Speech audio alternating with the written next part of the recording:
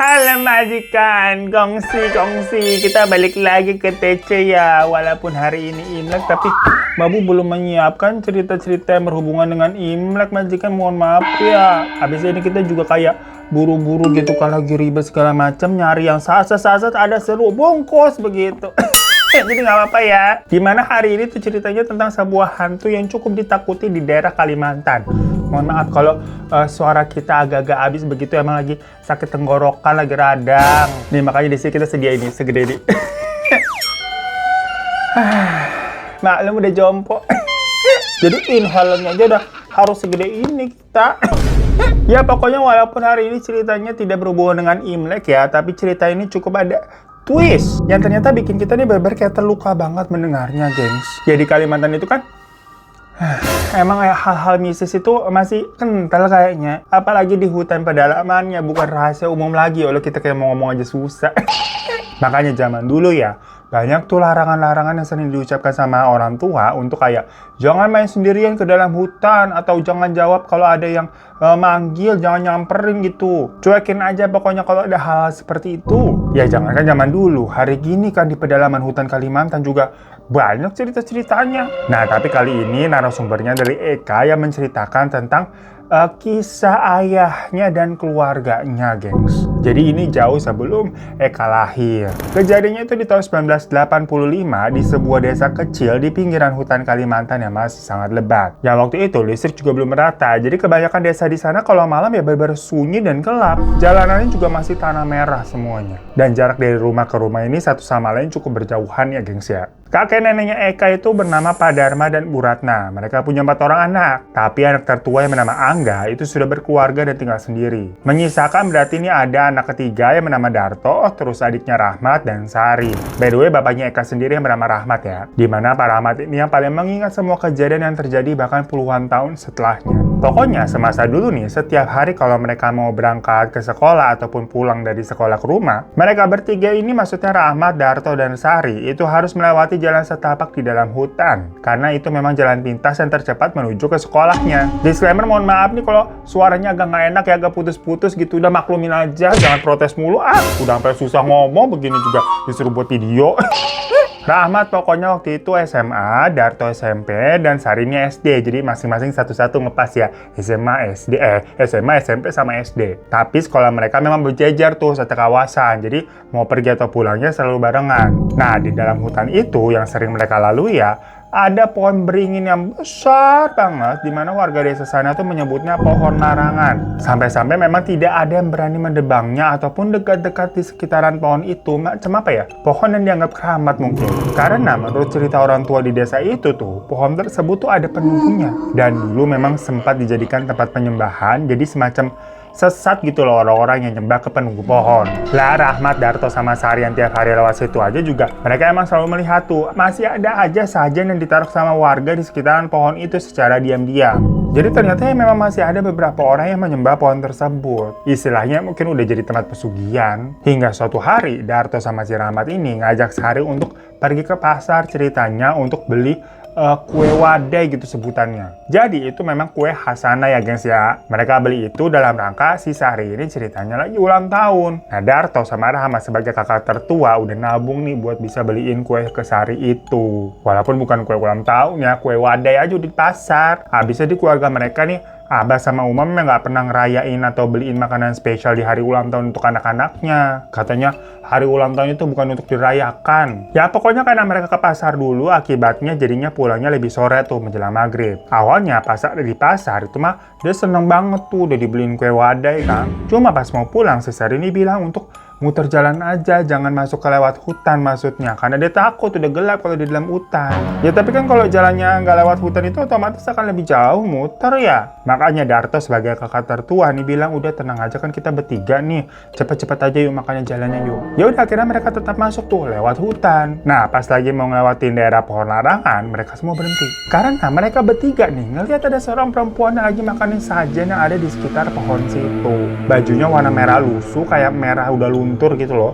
Rambutnya juga panjang, kusut, dan kulitnya pucat keabu-abuan. Ya waktu mereka melihat perempuan itu, sepertinya perempuan tersebut sadar diliatin. Karena tiba-tiba perempuan itu nengok ke arah mereka dan tersenyum dengan mulut yang masih belepotan makanan nih. Ngeri senyumnya. Rahmat langsung menarik tangannya Darto sama Sari untuk cepet-cepet jalan gitu. Udah nggak usah ngeliatin perempuan itu karena takut. Sampai rumah si Sari baru ngomong kalau itu tadi perempuannya setannya. Tapi Rahmat nih langsung bilang kalau enggak udah itu paling cuma orang gila aja yang mungkin kelaparan gitu kan sampai berani-beraninya makan sajen.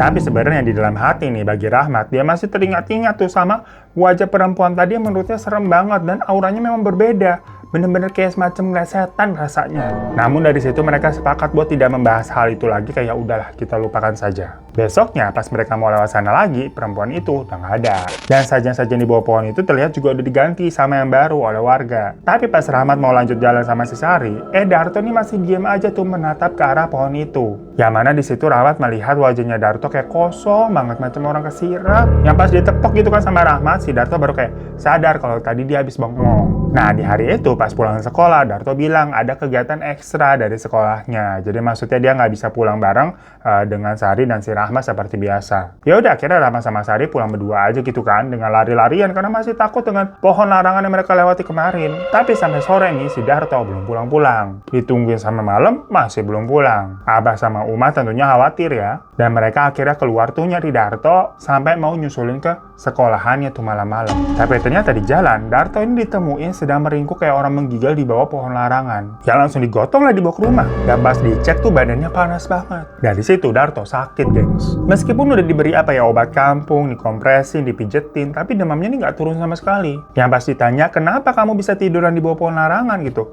Darto bilang dia nggak inget apa-apa. Nah Darto sama Rahmat ini kan tidurnya sekamar ya, mereka bareng tuh berdua. Waktu malam-malam Darto ini masih sakit, demam gitu kan menggigil, Darto minta untuk jendela tuh ditutup karena dia merasa kedinginan. Zaman itu mereka kan tidurnya pakai angin dingin alami begitu ya, boro-boro AC gitu, kipas angin juga kagak ada, nggak pakai lah, kagak ada listrik kalau malam. Dan modelan kasur mereka tuh pakai kelambu gitu gengs, biar nyamuk tuh nggak masuk. Makanya jendela dibuka biar udara masuk tapi nggak kena nyamuk. Cuma karena posisinya si Darto ini lagi sakit, jadi ya udah Rahmat nurut aja, diminta Darto buat nutup jendelanya kan, meskipun dia tahu berarti ini bakalan panas gitu, nggak ada angin.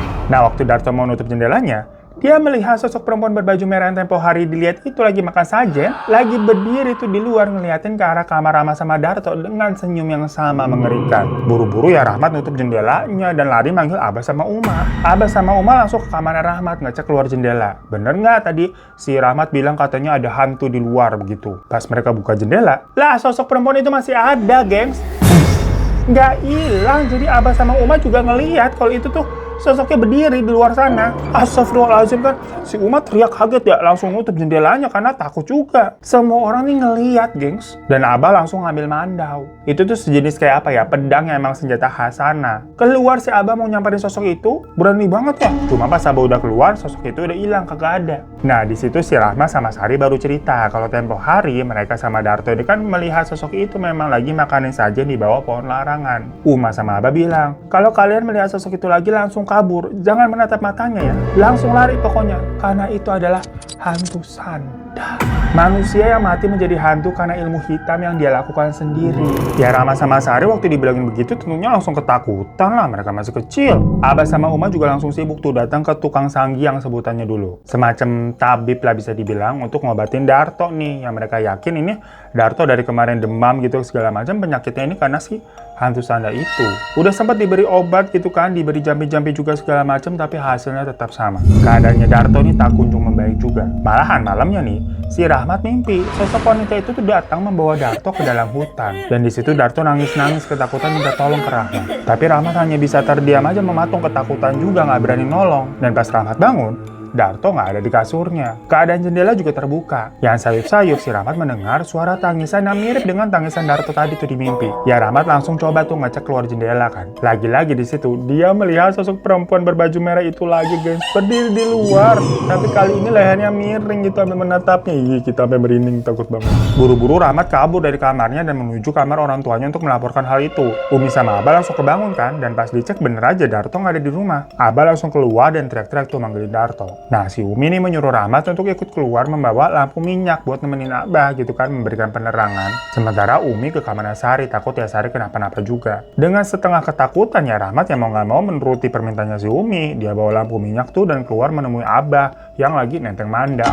Samar-samar nih mereka mendengar suaranya Darto menangis, tapi kedengarannya kayak jauh gitu. Ini suaranya dari mana sih? Mereka dengan serius tuh mendengarkan arah suaranya yang kok kayak dari seluruh bagian ya. Maksudnya suaranya tuh kayak muterin dari segala sisi, kayak ini dari mana nih asalnya nih? Abah pokoknya bilang ke Rahmat untuk jangan jauh-jauh, pokoknya ikutin Abah. Jadi Rahmat ya disuruh jadi penerang tuh, sementara si Abah kan megang mandang. Dan di tengah kegelapan itu, dari jauh nih si Rahmat melihat kok ada merah-merah. Ya namanya merah walaupun di tempat gelap itu kan pasti agak mencolok ya, agak kelihatan ya. Otomatis si Rahmat langsung berhenti karena dia takut merah-merah itu adalah sosok hantu Sanda yang tadi. Tapi Abah tuh langsung marahin kayak, ayo kita ke situ. Kenapa kamu diem doang gitu? Tapi ya Rahmat kan ketakutan, gemeter, dia kakinya kaku. Akhirnya sama Abah lampu minyak yang dipegang sama si Rahmat direbut. Dan Abah pergi sendirian ke arah sosok itu yang makin lama makin jelas. Karena kan si Abah bawa penerangan kan. Sosoknya tinggi gengs, untuk ukuran wanita kira-kira 2 meteran lah. Lebih tinggi dari Abah. Wajahnya pucat dan tersenyum sangat seram. Abah ini sambil jalan teriak, "Mana Darto anak ulun?" Sosok itu tuh menjawab, "Inya lain anak pian, inya ulun."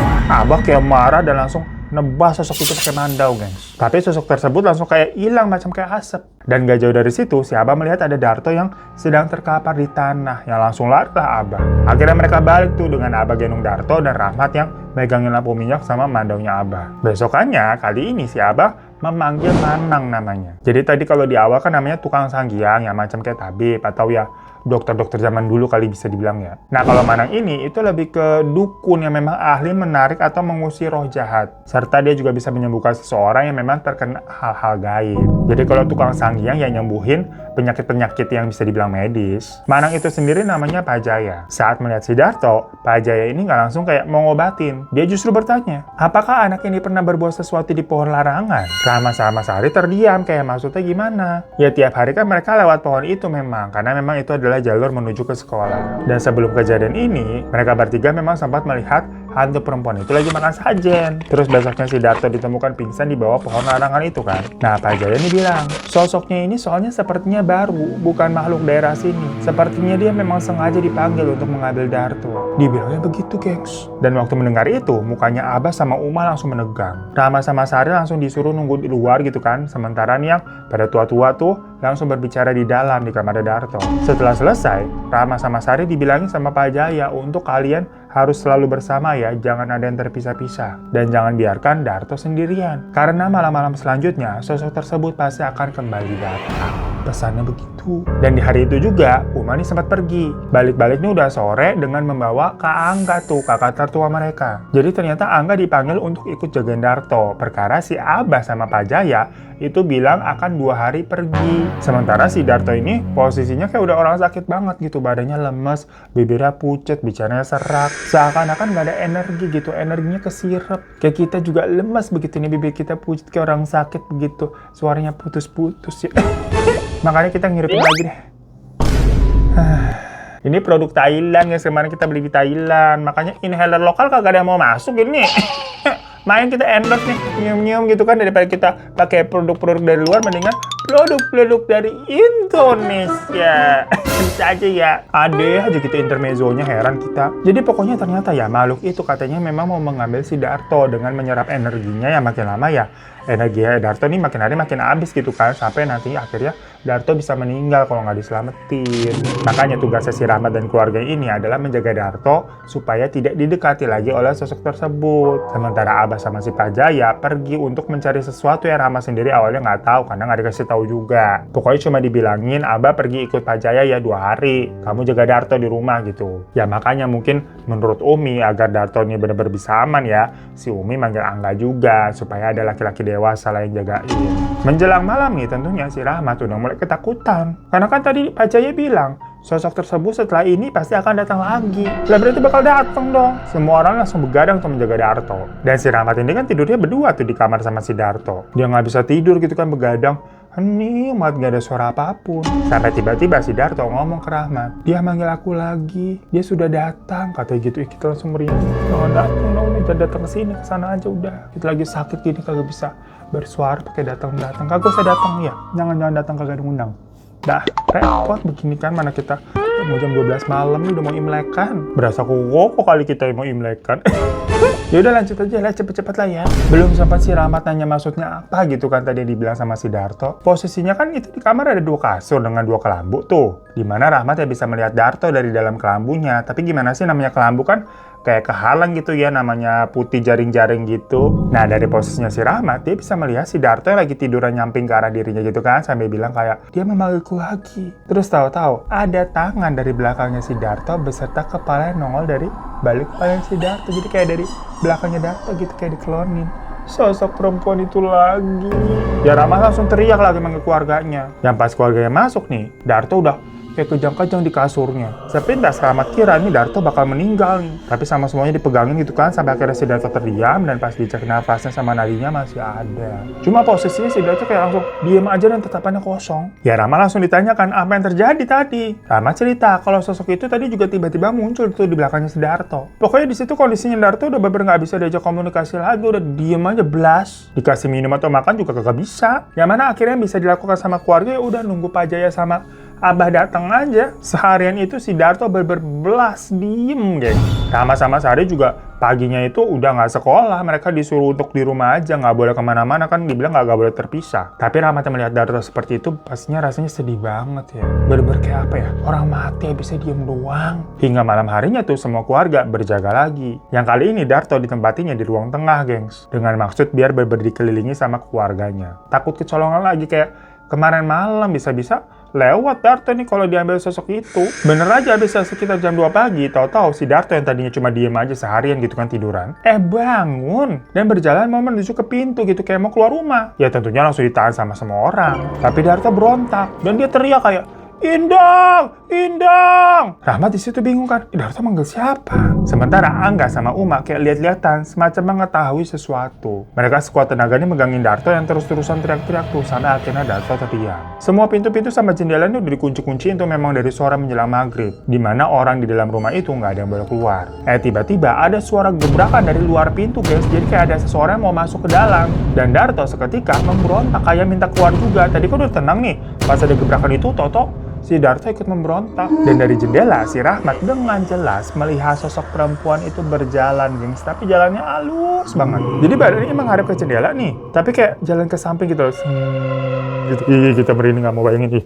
Langsung macam kayak ngiterin rumah mencari tempat masuk. Dan di situ Uma berteriak, "Pak ini Ikam Sadariyah. Wadah Ikam gak ada di sini lagi. Duniamu sudah lain. Gasan apa Ikam ke sini. Jangan membawa kekanakan ini." Dan dari kejauhan terdengar ada suara rame-rame itu sambil teriak kayak, "Sanda, Sanda," gitu. Ya nggak lama memang terlihat tuh banyak banget warga yang mengerumuni tuh di sekeliling rumah. Lalu sosok tersebut kayak terbang ke atas atap. Soalnya memang ada suara kayak wup gitu di atas atap gitu, macam kayak ada orang yang jatuh. Ditambah menurut para warga itu, mereka juga melihat memang sosok tersebut loncat naik ke atas atap sambil ketawa melengking. Ini kita sebel banget nih kata ini nih. Suara ketawa itulah yang katanya nggak bisa dilupain sama Rahmat dan orang-orang yang di sana. Bodoh amat dah. Jadi karena sebelumnya warga tahu yang mengenai kondisinya si Darto dan memang si Abah ini mungkin nitip gitu ya ke para warga untuk jagain keluarganya selagi dia pergi. Nah pas tadi si Darto ribut-ribut teriak-teriak gitu kan mau keluar, ada warga yang denger dan pas mereka samperin gitu ya tadi mereka melihat sosok perempuan itu yang mereka sebut hantu Sanda. Warga kan datangnya pada pakai obor ya. Tadinya mereka mau ngebakar itu hantu, tapi karena jaraknya deket banget dengan rumahnya Uma, apalagi naik ke atas genteng, takutnya ya rumahnya Uma jadi kebakar.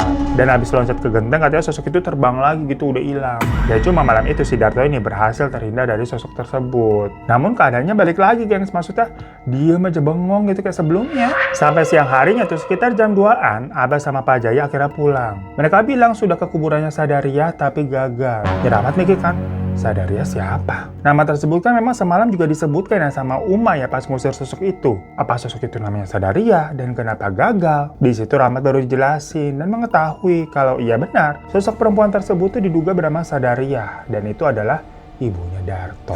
Lah gimana bukannya Darto sama Rahmat ini kakak adik lah, ibu mereka kan harusnya Uma. Jadi ternyata Rahmat juga memang baru tahu kalau Darto sebenarnya adalah anak asuhnya Abah dan Uma. Yang mana Abah itu merupakan amang sebutannya atau om dari Sadaria. Jadi ada hubungan keluarga tuh Abah ya. Yang tahu hal ini seharusnya cuma Angga aja nih sebagai anak tertua. Karena dulu nih Darto ya bener-bener masih baik gitu kan, baru lahir dititipin ke amang nih sama Sadaria. Karena ceritanya dulu Sadaria itu hamil di luar nikah. Dan dulu nih hal tersebut ya bener-bener semacam aib ya, yang sampai bisa dapat hukuman warga gitu loh gengs. Makanya dititipinlah ke amang sama Umang yang memang sudah berkeluarga. Jadi seolah-olah Darto ini adalah anak mereka, adiknya Angga. Di awal-awal Sadaria ini masih suka jenguk untuk ngasih ASI tuh diam-diam ke rumahnya Abah sama Uma dan memberikan uang juga untuk keperluan Darto. Hingga waktu umurnya Darto kira-kira 4 tahun, udah bisa mulai ngomong nih, Sadaria ini memang nggak mau dipanggil dengan sebutan Uma atau ibu gitu loh oleh Darto, melainkan maunya Acil atau dipanggil tante. Jadi Sadaria sendirilah yang mau memang si Darto ini menganggapnya sebagai tante aja, bukan ibunya. Makanya Darto dari kecil juga taunya ibunya itu adalah Uma, bukan Sadaria. Habis itu ya si Rahmat nih lahir kan, tapi ya dia nggak tahu apa-apa. Dikiranya Darto adalah kakaknya, habis dia lahir kan brojol, emang udah ada Darto. Dan seiring berjalannya waktu, Sadaria ini tuh bertemu dengan pria lain gengs, dan akhirnya punya kehidupan baru. Jadinya dia semacam meninggalkan atau melupakan Darto yang memang dianggap ya udahlah udah dirawat dengan baik dengan Uma sama Abah. Angga sendiri pun yang memang dari awal tahu ya, itu udah menganggap Darto sebagai adik sendirinya juga gitu, macam adik kandung. Gak ada perlakuan yang berbeda di rumah itu ke Darto. Sampai-sampai ya Sari sama Rahmat juga ngirakan Darto kakak kandung mereka. Darto sendiri pun ya nggak tahu kalau dirinya bukan anak Abah sama Uma ya. Sampai ceritanya belum lama Abah sama Uma nih mendapatkan kabar kalau Sadaria meninggal. Ya dari sisi Uma sama Abah sebenarnya nggak ada niatan untuk nutup-nutupin juga ya. Istilahnya kalau memang suatu hari Darto nih tahu ya udah nggak apa-apa, mereka memang akan cerita yang sebenarnya. Makanya akhirnya diceritain lah kalau kamu sebenarnya bukan anak kami, tapi anaknya ibu kamu namanya Sadaria dan ibu kamu nih baru saja dikabarkan meninggal gitu. Makanya Darto baru tahu tuh kalau ternyata dia anak angkat. Dan taunya bisa dibilang apa ya, udah telat juga sih maksudnya, karena kan berarti ibunya udah meninggal. Jadi Darto semacam mempertanyakan kenapa dulu ibunya nih nggak balik-balik lagi, kenapa dia nggak dibawa. Soalnya kan kalau dari cerita tadi sebenarnya di awal nih ibunya masih ngasih ASI dengan tujuan nitipin sementara ke Uma sama Abah buat sampai gede nih si Darto untuk menghindari cemoohan dan apa sih hukuman dari warga sekitar di tempatnya si Sadaria. Yang seharusnya pas sudah gede ya bisalah dibawa ikut gitu kan sama Sadaria ke tempat lain yang mungkin orang sekitar nggak tahu ceritanya bagaimana. Kenapa akhirnya si Darto ini malah ditinggalkan? Namanya juga mungkin perasaan seorang anak yang merasa nggak diinginkan kali ya. Meskipun dari Uma sama Abah berlaku seperti orang tua sendiri sih, memberikan cintanya. Cuma mungkin dari sisi hatinya si Darto pas tahu kalau dia ternyata bukan anak Abah sama Uma, melainkan anaknya dari Sadaria yang dibuang istilahnya, punya pertanyaan yang ingin terjawab. Apakah aku tidak sepenting itu? Jadilah dia berusaha berkomunikasi dengan arwah ibunya itu melalui pohon larangan. Di mana diam-diam Darto ini narok saja demi bisa memanggil ibunya untuk mempertanyakan kenapa aku dibuang. Dan sosok perempuan berbaju merah itu wajahnya katanya benar-benar mirip Sadaria. Makanya sewaktu Uma dan Abah melihat sosok itu untuk pertama kali, mereka kaget banget karena mereka tahu Sadaria kan dibilang udah meninggal, kok Toto datang gitu kan? Ya jangan-jangan mau menjemput si Darto. Pas cerita ke Pak Jaya juga dikiranya begitu. Makanya kan Abah sama Pak Jaya ini pergi ke kuburannya Sadaria untuk ya semacam meminta jangan ganggu Darto gitu loh. Namun ternyata pas sampai kuburannya mereka salah. Dimana sosok Sadaria yang asli tuh rohnya sudah pergi ke alam kubur. Nah jadi sosok perempuan yang wajahnya seperti Sadaria itu adalah ya hantu sandah yang mungkin menyerupai wajah Sadaria karena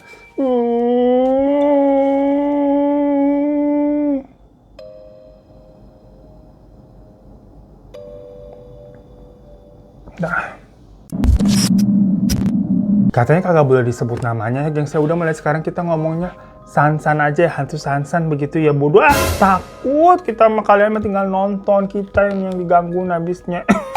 Pokoknya pas Abah sama Pak Jaya ke kuburannya si Sadaria nih, rohnya Sadaria mah udah pergi ke alam kubur, gengs. Jadi sosok perempuan yang wajahnya seperti Sadaria itu adalah ya hantu Sansan yang menyerupai wajahnya Sadaria. Karena kan Darto nih ngasih sajen buat manggil ibunya kan. Makanya Pak Jaya ini akhirnya melakukan ritual darurat untuk mengusir hantu Sansan itu yang mau mengambil rohnya si Darto. Dan berusaha juga gimana caranya supaya Darto ini sadar kalau sosok itu bukanlah ibunya yang sebenarnya. Nah, untuk melakukan ritual itu katanya Pak Jaya ini sebenarnya tuh butuh seseorang yang bisa didengar oleh Darto. Yang dalam hal ini sebetulnya adalah si Rahmat. Karena yang paling dekat dengan Darto adalah si Rahmat. Apalagi kan mereka juga sekamar sering curhat-curhatan. Namun masalahnya si Rahmat kagak berani. Dia tuh nggak punya nyali untuk disuruh berhadapan dengan sosok hantu San-San itu. Ya tapi hal ini wajar ya, karena gimana pun juga kan Rahmat masih SMP. Lah kita aja udah bangkotan begini juga kagak berani. Jadinya Rahmat hanya nangis-nangis aja tuh menolak ketakutan. Dan Uma sama Abah juga yang nggak maksa. Akhirnya Angga lah yang ikut melakukan ritual dengan Pak Jaya. Tadinya maunya Uma nih gitu kan, yang mungkin ya masih bisa didengar tuh sama si Darto. Tapi Uma sendiri lagi datang bulan posisinya, jadi nggak bisa memang. Kalau Abah, gimana pun juga gimana ya, Abah baik, tapi yang sosok ayah banget gitu. Walaupun mungkin sayang ke anak-anaknya, tapi keras gitu. Jadi bondingnya tuh nggak kuat, nggak kayak seorang ibu ke anak. Berarti nggak ada pilihan lain memang. Ya masa iya si Sari masih bocah begitu kagak ngerti apa-apaan. Ya udah pokoknya Angga lah jadinya lah. Dia sama Pak Jaya pergi tuh ke dalam hutan tempat pohon larangan itu untuk mencari sosok hantu San-San. Sementara yang lain tetap di rumah tuh untuk jagain Darto. Kira-kira 2 jaman setelah Angga sama Pak Jaya tadi pergi, tahu-tahu Darto bangun. Dia melek dengan ekspresi yang kayak lemes banget. Abah sama Uma terus megangin Darto gitu kan, kayak yang kuat ya nak, kamu mau makan apa? Karena selama 2 hari itu kan Darto nggak makan asupan apa-apaan ya, makanya bisa lemes begitu. Tapi di situ si Darto bilang ke Uma sama Abah, di mana katanya dia sangat berterima kasih karena Abah sama Uma sudah mau merawatnya dengan penuh kasih sayang. Dia juga nggak ada perasaan marah kok ke Abah sama Uma karena mungkin selama ini tidak mengatakan yang sebenarnya kepada Darto, ya bukan dari mereka. Karena posisi Darto pada saat itu kan juga sudah lumayan besar ya, sudah SMA, jadi dia sudah mengerti juga sebenarnya. Tapi yang paling Rahmat ingat itu adalah si Darto bilang nih ke Rahmat, paling tamasul membuat awak sebagai kakak Ang, sampai kadapapun Ang akan taruhin jadi kakak awak. Karena itulah kata-kata Darto terakhir sebelum akhirnya dia tidur lagi, gengs. Di situ Uma cuma nangis-nangis kencang, sementara Abah kayak terdiam aja lemes. Rahmat tapi masih belum tahu ya kalau sebenarnya di situ tuh Darto udah nggak ada. Jadi itu beberapa kata-kata yang terakhir diucapkan kepada si Rahmat. Sampai nggak lama memang Angga sama Pak Jaya ini balik nih dengan wajah yang lesu. Mereka bilang kalau sosok tersebut telah membawa Darto pergi. Karena Darto itu memang masih mengira hantu San-San itu adalah ibu kandung. Jadi Darto semacam kayak nurut mau ikut dibawa pergi gitu, yang dia kira itu ibunya, padahal bukan. Setelah kejadian itu, Abah marah besar. Dia berusaha menebang pohon larangan tersebut yang ternyata ditentang sama beberapa orang yang masih suka melakukan penyembahan di sana. Jadi sempat ribut gangster bagi 2 kubu antara yang memang mau pohon itu ditebang sama yang nggak mau. Dan ternyata lebih banyak yang nggak mau. Makanya ada anggapan dari Pak Jaya sendiri kalau Darto ini semacam dijadikan seserahan oleh mereka-mereka yang memang masih menyembah pohon tersebut. Dan merasa berhasil jadinya setelah Darto meninggal. Ya semenjak itu makanya Abah langsung membawa seluruh keluarganya pindah dari desa ke tempat area Angga tinggal. Intinya pindah lah udah. So itu majikan cerita dari Eka tentang masa muda ayahnya yang kehilangan kakaknya Darto ya, karena dibawa oleh hantu San-San. Bukan hantu San-San ya, hantu yang tadi kita awal, ntar di judulnya aja kita tulis, kita kagak usah sebutin ya.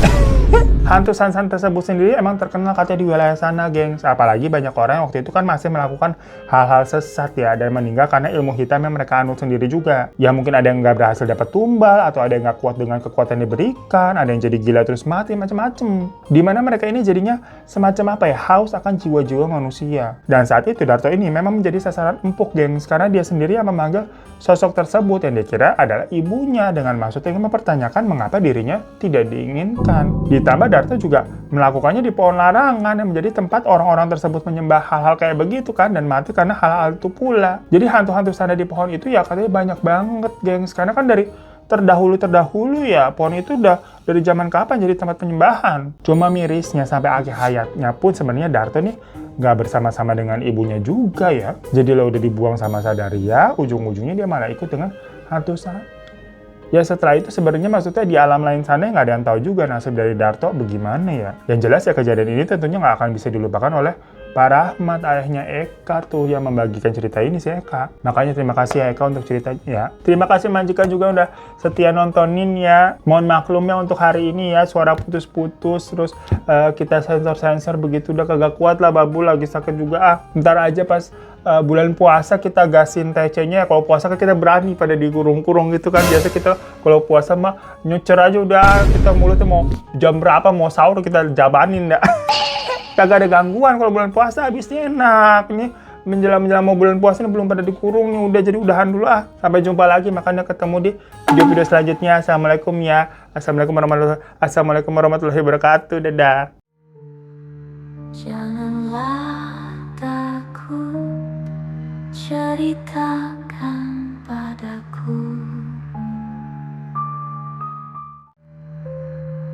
karena kamu teman ceritaku. Janganlah takut, ceritakan padaku.